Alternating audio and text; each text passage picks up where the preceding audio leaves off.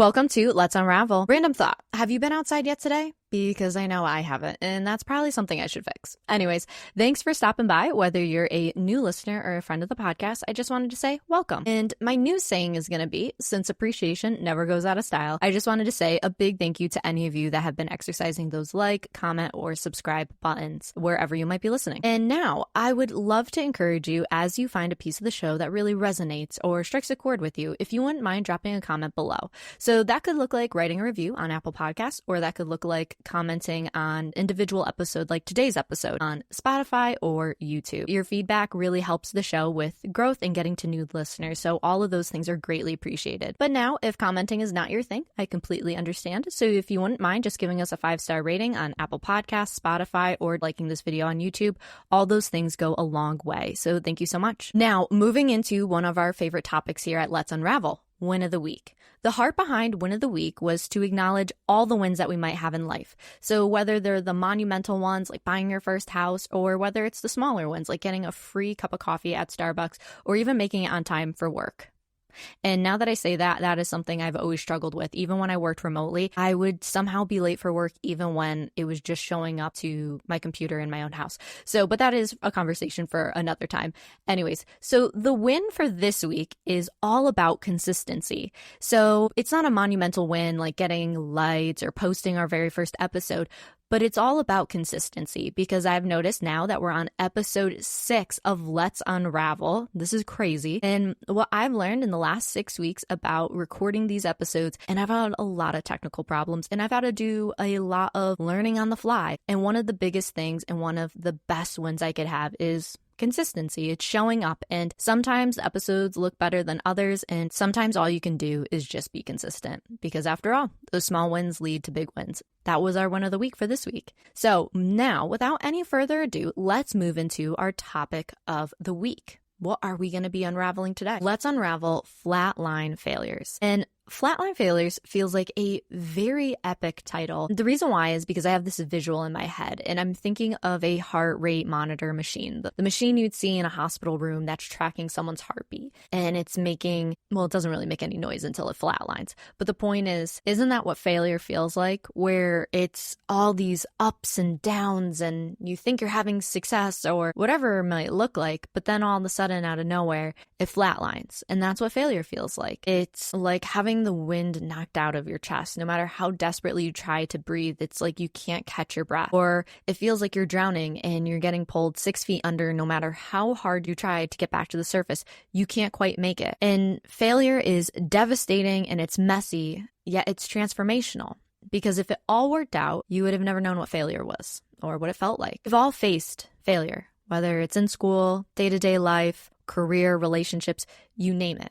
Failure is everywhere. It's at every corner. It's a possibility, a very real possibility. And what's so unique is we've talked about humble beginnings, and we've talked about relentless resilience, and now we get to talk about the beast behind all those things, and that's failure. And to me, failure is like the beast and Beauty and the Beast. It keeps us trapped after we have set out on this adventure, trying to obtain whatever it is. And in Belle's case, it was her father. And this beast just really wants to keep us trapped in the basement of our lives. But until we can learn the importance of failure. And how do we learn the value of failure? Well, believe it or not, we need to build a relationship with failure. And just like Belle had to build a relationship with the beast, which would eventually let her go, we need to learn to no longer try to escape it. And we need to learn to no longer try to avoid it at all cost. We won't be trying to fight against it, but we'll be able to embrace it, because failure is a natural part of life. Then, just as it happened for Belle, and when she least expected it, the beast transformed into a handsome prince. Failure will be transformed into a solid ground for us to try to stand upon.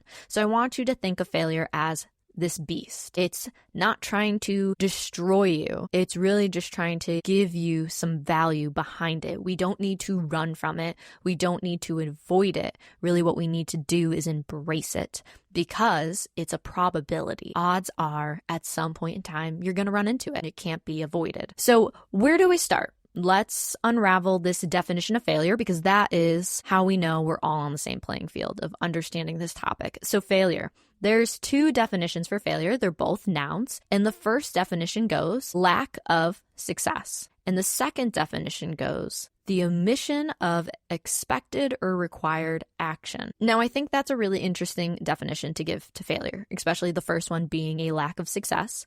And then I think it's really interesting to see how the second definition focuses on the omission of expected or required action. So basically meaning you fell short, it didn't work out. And I really want to emphasize before we move forward, do not mistake failure as an accident, because failure and accidents are drastically different. Failure is more of a monumental overload of something, whereas mistake, and the best way to understand a mistake is if we define it. So a mistake, it's an action or judgment that is misguided or wrong. So when we put failure in comparison to mistakes is focused on what was wrong. You didn't get it right. So if someone asked for a coffee and you gave them a tea, that was a mistake. And whereas a lot of times when we look at failure is, like we said, a lack of success. So it has to do with more of you put this effort in. It's like running a marathon. And the funniest thing is recently I've become more interested in the possibility of wanting to run a marathon. So it seems to pop up all over my social media accounts. I see people running marathons all the time. And what's so interesting is when you're running a marathon, you're given a path of where you're going to run. You cross the finish line. It's not considered a failure. But what if you cross the finish line? It was, I'll make it up, 6 hours and like 10 minutes. But you wanted to beat your personal record and you wanted to do it in 5.5 hours. Well, some people would look at that and say, well, I was a failure because I set out to have this goal that I wanted to beat my personal record and hit the record of 5.5 hours. And I came in with 6 hours and however many minutes I just said. And some people would look at that and say, well, that's a failure. And that is not a mistake. And that's where the difference is. So a mistake, it's out of our control. It's something that it's wrong. It's misguided. Whereas failure, it's you can try to do something and whatever it is that you're trying to obtain, even with a marathon, you completed it. So you have the completion part done, but maybe you failed to pass the right amount of time that you wanted to have. Now that we're standing on this solid ground of understanding mistakes and failures, they're two completely different camps. And the camp that we're going to be hanging out in today is all about failure, even though both of those names are very lame camp names. I guess you could chalk it up to the fact that I never went to camp. But anyways, moving forward. If we're honest about failure, it is the very first scarlet letter that we ever learn about. And whether that is from watching TV shows and movies growing up, or whether it's experiencing it firsthand, but where is the first place that you're introduced to this concept of failure? And if you weren't already thinking about it, the first place I thought of was school. Why? Why was it school? Because we are introduced at a very young age. I mean, I think I was in like the second grade by the time I started to hear about how A's are good and F's are bad. And F was a scarlet letter nobody wanted. But what did F stand for? You failed. Failure, you failed. We all knew what F stood for, and it wasn't good. Nobody wanted an F. And what's so unique is I had this experience really early on. I was in the 6th grade, and my teacher randomly pulled me aside. She gave me a quiz or a test of one of my classmates, and she gave me the answer key, and she goes, I want you to grade this test for me. So I sit down at the desk, I pull out the answer key, and I start comparing the answers to the answer key. So the first one, correct. Second one, correct. Okay, great. Everything's moving along quite well. Well, then all of a sudden I get to like the third question, and I start to notice this one is incorrect, and then the fourth one's incorrect, and then the fifth one's incorrect. And by the time I get to 10, because there was like 10 questions on it, from the third question to the 10th question, they were all wrong. It wasn't my test. I knew whose test this was, but then all of a sudden it was like my stomach turned into knots because I knew what this meant. I knew that I was going to have to grade this as an F, even though it wasn't my paper. But just because I was friends with the person, it was just this unsettling feeling. I don't like it. So I walk up to the desk and I hand the teacher the test and the answer key. And she asks me this very simple question because she saw the F on the paper, and she goes, how'd that make you feel? And I just shrugged and said, not good. All she said back to me was right. And it was just this really big driving force that I think as a kid, you assume teachers kind of enjoy giving out Fs. But then again, Hollywood could portray that. And, there's some teachers that probably do enjoy giving Fs.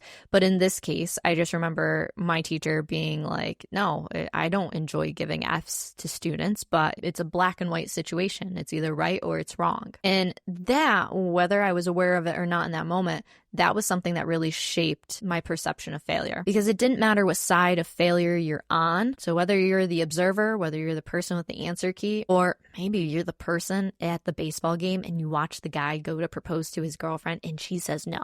And she's like, please get up. And you just start to cringe. The point is, even as an observer, it's painful to watch this beast called failure occur. What's even worse than watching it is having to live it. So I wanted to hold on to this idea, and this idea is centered around farmers. A variety of farmers will have cattle or just any kind of animal. And one of the first things they have to do when they get animals is they have to make a distinction on the animal to show ownership. And how they do that is by branding the animal. How they do that is they get a special stamp that they put in fire, and then they essentially brand the animal using this iron rod with their brand on it. And now whenever the animal runs away or whatever the case may be, other farmers are aware this animal belongs to them. Like we've been talking about the beast of failure, failure will leave a lasting impression on us, oftentimes like branding of an animal. If you ever talk to any person about any of the failures they've faced, they can recount those moments in their life with such a high level of emotion. It's as if the event had happened just yesterday, because those feelings don't go away. There's a lot of people where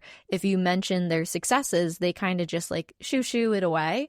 But as soon as something strikes that chord of what that beast of failure does, like it stops them in their track, because they remember how it felt to lose their breath, feel like they had the wind knocked out of them. And that is the unique thing about failure, because failure teaches us more about ourselves than success ever will. I also just really want to think about this one phrase. So many people say it's so lonely at the top. But failure's pretty lonely too. I think that's something that we always forget. We have two moments in time that help define us. It's our successes and it's our failures. I remember someone telling me once where they're like, your victories, they slowly build upon each other. It goes back to the small wins. They slowly build upon each other. But failures, you grow by leaps and bounds, because you don't want to repeat those things. Though what I think is the big difference between that beast of failure and success is we have no problem focusing on people's accomplishments. I mean, we ask people all the time, so what are your accomplishments? What have you done? So we go out of our way to ask people about their accomplishments. It's listed on resumes, all these different things. But what's so interesting is we stay as far away from people's failures, shortcomings, whatever the case may be, because there's this uncomfortableness to it, because we focus on the shame of failures. Never once has someone ever congratulated on you saying, well, at least you tried, And a lot of times if they do say it like that, it almost sounds quite sarcastic. It's like they're putting you down. And even the way I said it, it didn't sound nice. It didn't sound where it was like, well, at least you tried in a upbeat and positive way. It was more the like, well, at least you tried. Ha ha ha ha. Like that type of thing. So the biggest thing that we focus on with failures is we focus on the shame of it. We think about how we fell short, how we made a mistake by venturing down this way. And it's like we don't want to look people in the eye anymore because we're ashamed. We're ashamed of ourselves. Yet we have no problem listing all of our accomplishments because it builds us up. The only difference between success and failure is just the result, because you wouldn't have obtained either of those statuses without trying. There's nothing worse than when you get an F on a test and it was because you didn't show up. So yeah, you got an F, but the point is you didn't even show up. You could have possibly done better. You could have possibly done these things. Sometimes it's better to show up and to get the F than to not try at all, because then you're stuck in this land of what if, and what if is the worst place to be. When we focus on the shame of the failure, this is why people throw the towel in. just before the massive breakthrough. You know, I've been seeing these visuals everywhere all the time about how someone is mining for diamonds or gold or whatever the case is. And just as there's this tiny little layer of dirt or whatever it is that they're trying to get through, right before this massive treasure, they stop because they're like, I'm tired. I've done this. People have been shaming me. And then they throw the towel in. And it's because failure got to them. They didn't have this healthy relationship with it. Because if you want success, if you want the results that certain people have, you have to go through the failure to get there.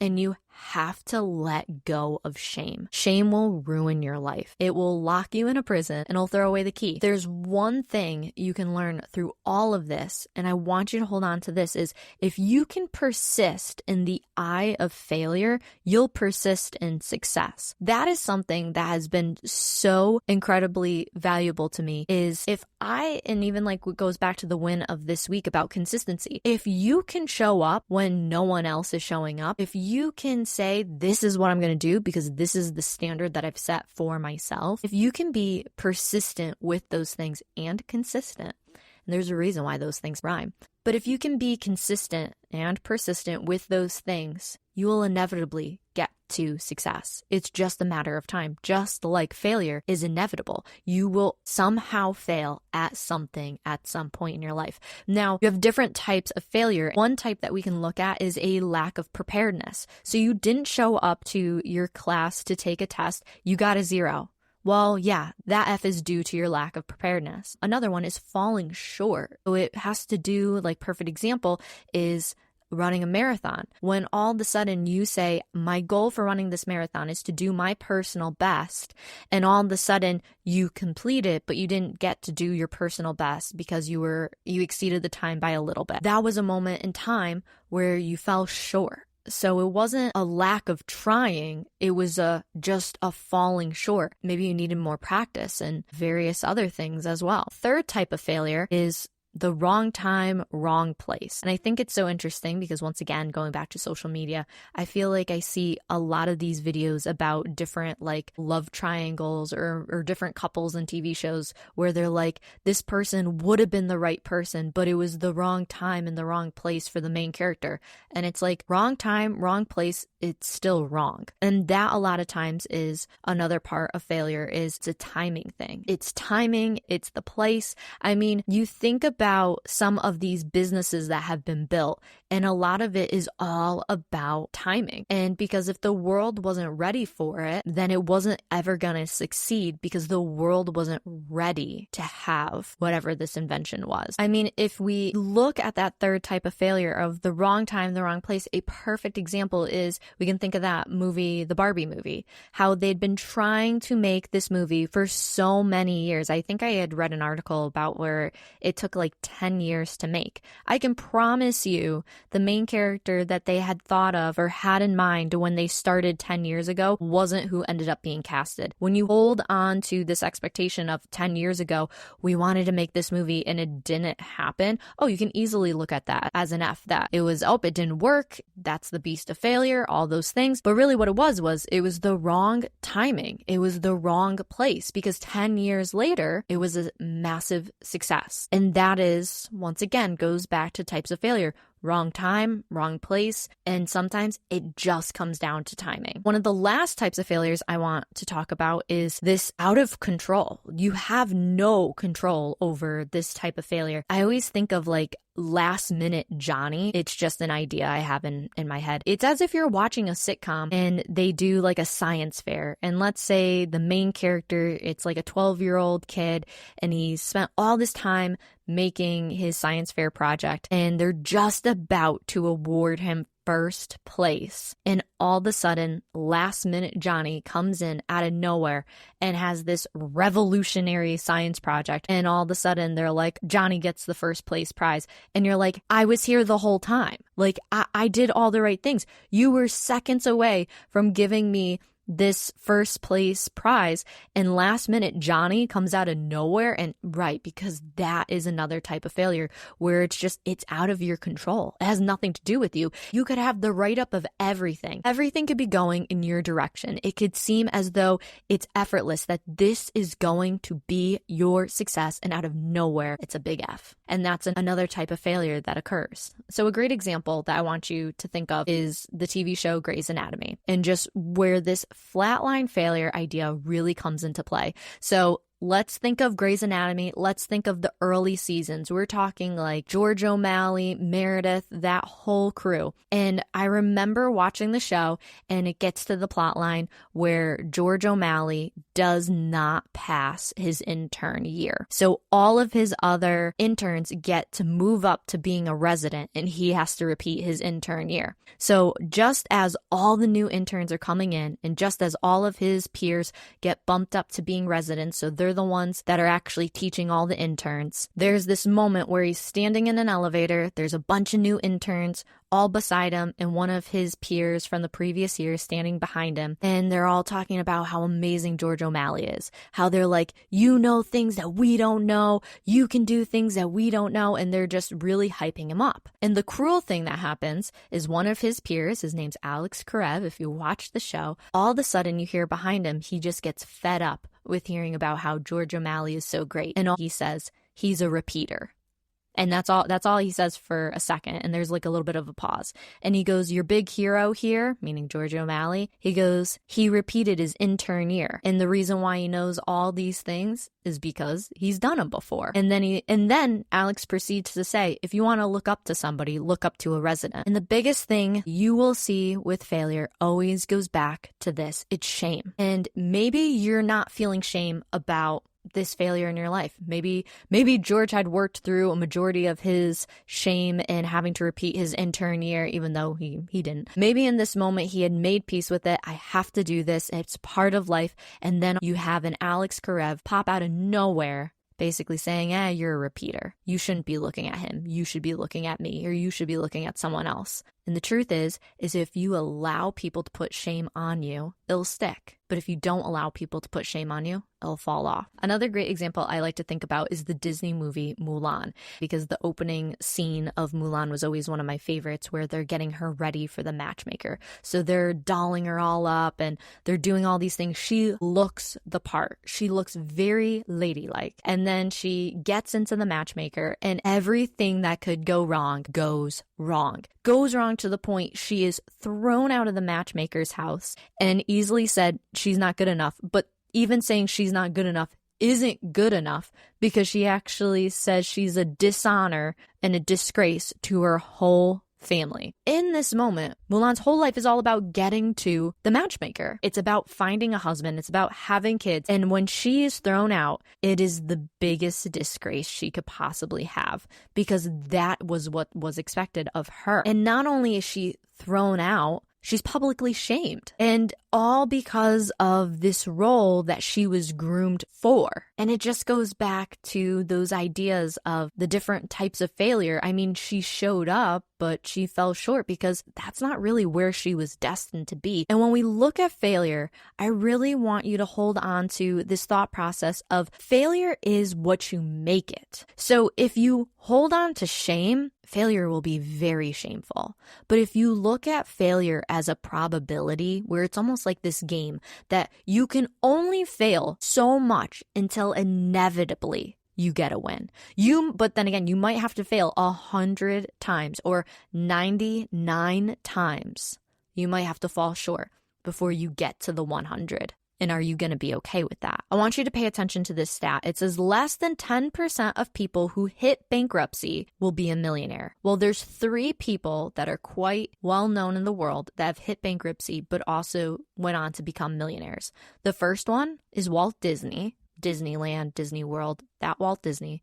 The second one is Henry Ford, as in Ford vehicles. And then the third one is Dave Ramsey. He's the finance guy. These three guys all hit bankruptcy, and against the odds, less than 10% of people, they became millionaires. Now, when Dave Ramsey talks about hitting bankruptcy, he talks about how he had a lot of shame and how he was burnt out and all these different things. Failure is real. It's hard. It's getting the wind knocked out of you. It's being pulled 6 feet under and finding it impossible to get back to the surface. It's a beast. You have to wrestle with that beast. But if you can embrace what it has to teach you, it can become solid ground for you. And that's why I so desperately want you to hold on to this idea of don't let other people put shame on you about your failures. Everyone has them. Everyone faces them. But it's what you make of them that will persist forward. Some stories that I'd love to share here that really shaped my idea of what failure looks like. And this has to do with the first type of failure, the due to lack of preparedness.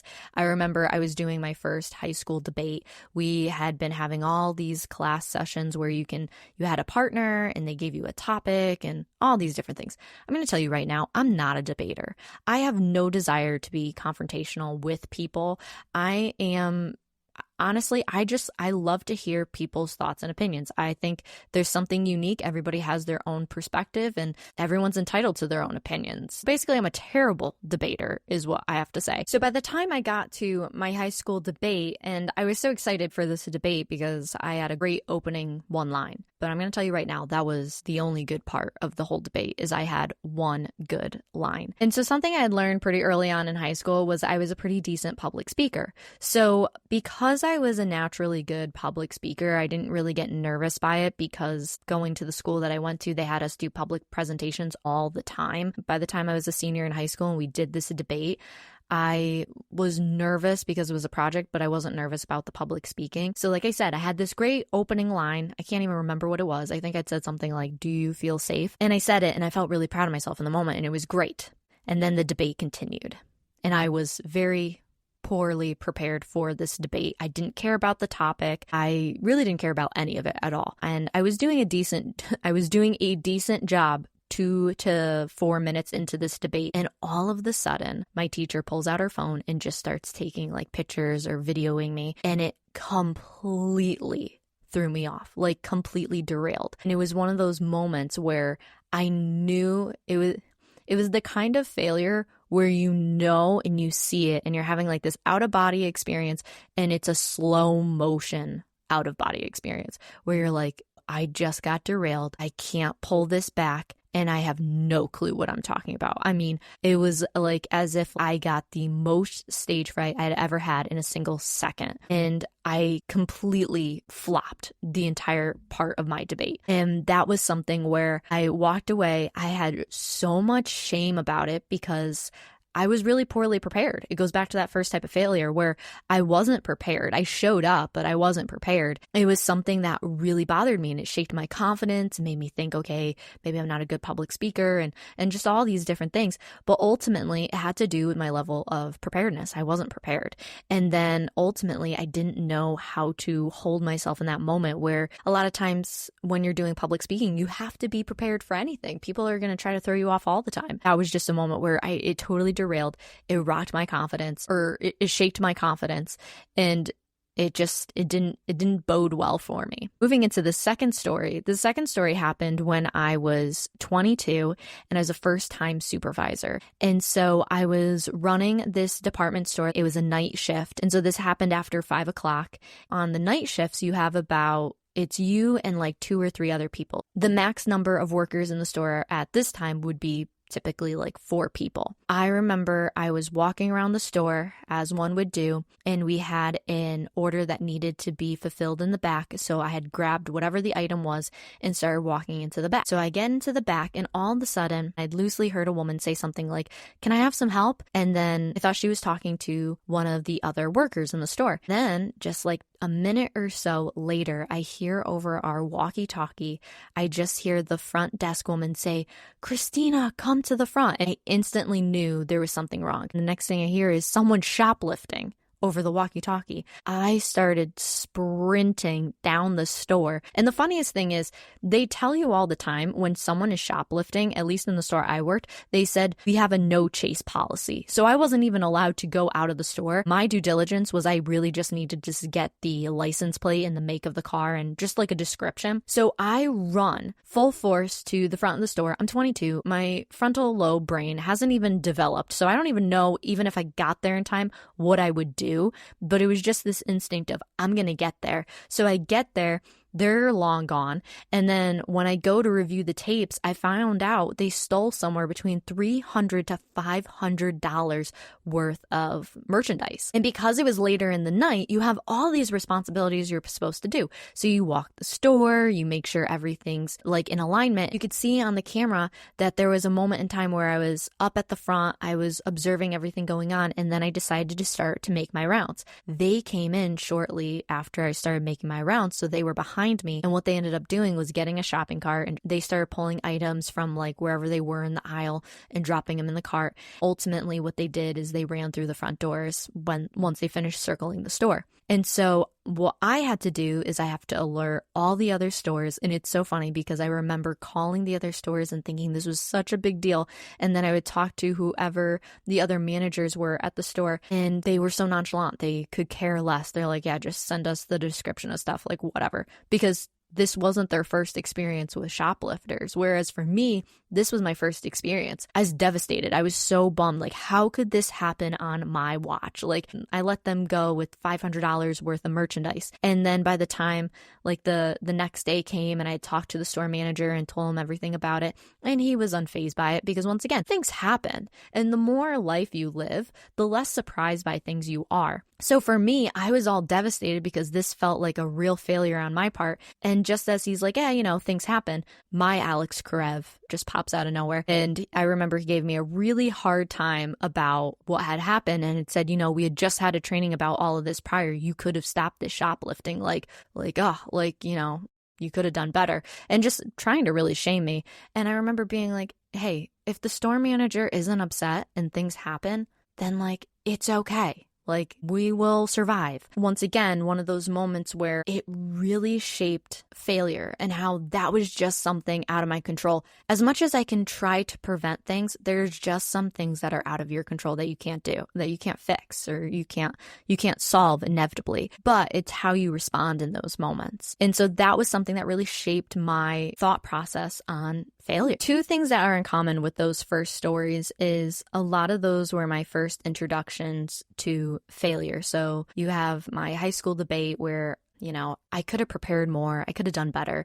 And then you have the shoplifting experience from when I was a first-time supervisor and it was completely out of my control. But the one failure that sticks out more than anything else in my mind is what I would genuinely call my flatline failure. Is I was about 18 to 19 years old and I was doing this film internship, and I'd been so psyched to do this internship, and it was one of my first times really running the whole production by myself because the person I was interning for was going to be out of the office that day. So I had to film this video, and it was an announcement style kind of video. So we had the two actors come in, they did all the different announcements for the video I was going to put together, and then I was going to take all of the footage, I took all of the audio, and I was going to start editing it. I quickly realized after inputting all of the video that the audio didn't get recorded at all. And for any of you that have never done anything with film or audio, there are times, I swear, these devices will gaslight you where you will press the record button and it still won't record. There was this moment where with audio and I was replaying it over in my head, I'm like, I had to have hit the record button. I had to. There was no way I couldn't have hit the record button. Well, lo and behold, I didn't hit the record button, so to say, because I didn't have the audio file. I was devastated. I sat at that computer so defeated. I was terrified. I didn't know what to do. I was texting my mom. I was like, I really messed up. What am I going to do? And so I ultimately had to tell my boss. And what was so cool was he's like, well, things happen. And that was it. But it was so funny because I remember going home, and I was only 18 or 19 at that point. I was just devastated. There was just no other way to go about it. But what was so unique about having a boss like that in that moment is he was very aware of, it's like, well, this is your first. This is your first time doing film production. I'm teaching you everything from scratch. You are going to run into, and it's like, it's a mistake. And I remember him looking at it and he's like, it's a mistake. But what's funny is he classifies it as a mistake. And to me, I classified it as a failure because it was like that one first big moment in time where I really, really cared about what I was doing. It was a sense of ownership. That's where a lot of these failures hurt a lot more, because how much value you put onto a situation or whatever the outcome could be ultimately heightens the intensity of what that failure could feel like. If there's anything I want you to hold on to from this week's episode is don't let others put shame on you about your failures. Failures are inevitable. It's part of life. You have to go through them. And ultimately, those failures, they start as wounds and eventually they'll heal and become scars. And those scars will become a solid ground for you to really build your life off of and help you grow and teach others as well. And the second one is remember how much you invest in your said experience will result in the level of pain the failure is. So everyone has failures, and yes, it shakes your confidence. Though once the wound of failure heals to a scar, you'll have a solid foundation creating a new form of confidence. All confident people have faced failure. And this one last idea I want you to hold on to is this idea of a charm bracelet. And if we look at failures as a charm, you can either hold on to them and showcase them as a milestone, so it can be something worthy of a value, or you can look at failures as shameful and they'll become these rusted little charms that nobody wants to look or touch. And what's so beautiful is even if you have had failures that have been shameful and they've rusted, you can always wipe the rust away and actually look at those moments as a milestone. It's up to you, the beholder, on how you view your own failures. So, and don't forget, failures don't feel like a light up experience in the way success does, but failure also shows you who you are, and success doesn't have that same benefit. So one of my favorite things to do is to sum this whole episode up into a phrase. And this week's episode in a phrase is, failure is either a wound or a scar. And so we can look at failure as a wound where we're bleeding out and it's hard to move forward, or failure can become a scar where it's something that we look at and doesn't have any more pain, but it's something that has helped us get to where we want to go. And our quote to live by is actually from Thomas Edison. The quote is, "I have not failed. I've just found 10,000 ways that won't work." Now, Thomas Edison was saying this into regards of inventing the light bulb. He had found, and they had said, roughly like 10,000 different ways on how to not create a light bulb. He had almost 10,000 ways of no success. I mean, I don't know about you, but I think somewhere around like 5,000, I would have been feeling pretty defeated. So the fact he got to 10 is amazing. But isn't that such a great way to look at failure, that he found 10,000 ways that won't work. And then he did find the one way that did work. So we have to hold on to that when we view failures. So wrapping up this week's episode and looking at our key takeaways. The first one is, failure can feel like a flatline experience. 2, F is the scarlet letter for failure.